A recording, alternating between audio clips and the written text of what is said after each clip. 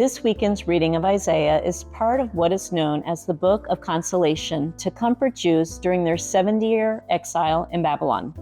They needed a word of hope. Their kings had disappointed them, but Isaiah was conveying that one is coming that won't. In fact, God said about him, "He is my servant with whom I am well pleased." He doesn't disappoint anyone if you know who he is. And that was part of the problem. They didn't know who he was, or at least not what they expected. Jesus' way of doing things was so different. He would have made a great plainclothes police or a spy. He was right under the nose of those who knew exactly what to look for in the coming Messiah, and yet they didn't recognize him.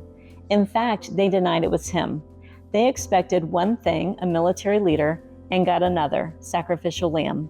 But those least likely to accept him in faith did, like the Roman centurion named Cornelius.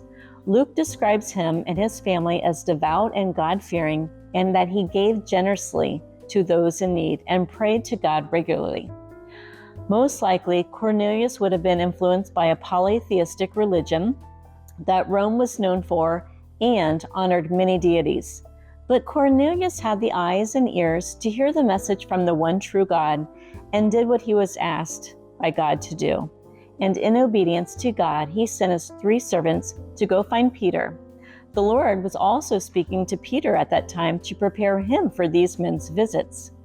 When the 3 men arrived and told Peter, a holy angel told Cornelius to ask you to come to his house so that he can hear what you have to say, Peter also obeyed and did what the Lord asked, even though it was going to be a big ask for this Jewish man. Peter went to Cornelius' home, and when he arrived, he saw a large Gentile crowd, and he said, "You are well aware that it is against our law for a Jew to associate with or visit with a Gentile. But God has shown to me that I should not call anyone impure or unclean. I now realize how true it is that God does not show favoritism, but accepts from every nation the one who fears him and does what is right." When Jesus was rejected by the Jews, he sent his apostles to every nation to bring everyone who would come to him. God has now opened the door for the Gentiles to be co-heirs with him in heaven. And Cornelius and his family were included in this. As Peter spoke, the Holy Spirit fell on those who heard, and they were baptized in the name of Jesus Christ. This takes us to our gospel reading, where we see John the Baptist baptizing in the Jordan River, that same river the Jews crossed more than 1,400 years prior, that marked their completion of the Exodus from their slavery in Egypt and into the Promised Land. John's baptism symbolized and enacted hope for a new and greater Exodus. Jesus, the one who Isaiah prophesied about, now brings a new Exodus to all people, Gentiles included, like Cornelius and us, for the freedom from slavery of sin and into our promised land of heaven. So just like the Jews in Babylon exile, we too are in need of a message of hope, and we have received it as well. But are you receiving it? Or are you like the Jews who have had the truth staring at you in the face and still reject it, having all the head knowledge, but no heart to receive it and to be transformed by it?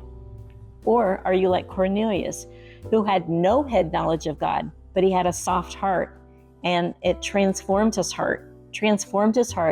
It gave him ears to hear and eyes to see the truth, and he accepted it.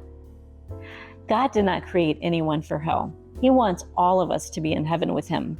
Have you accepted this invitation, and not just in word only, but in the way that transforms your life? Because when you do, you have a hope that gives you peace in the storms that rage around you, and you begin to trust the outcomes in life to the one who holds it, all the while knowing that the best is yet to come in our promised land, which is heaven, where we get to go and be co-heirs with our King, who does not disappoint.